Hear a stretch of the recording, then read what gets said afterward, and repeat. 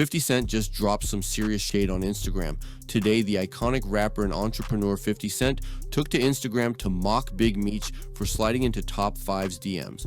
But the highlight, his ruthless trolling of Big Meech. 50 Cent shared a post on his Instagram page and captioned, "He probably wanted to borrow some money from you, Gangsta, LOL, a top 5, said 50 Cent.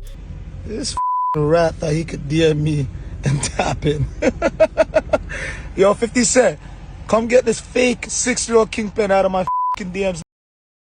Could've worked a regular job like my father, Big Meech, Big Screech. Yo, little Meech, call me.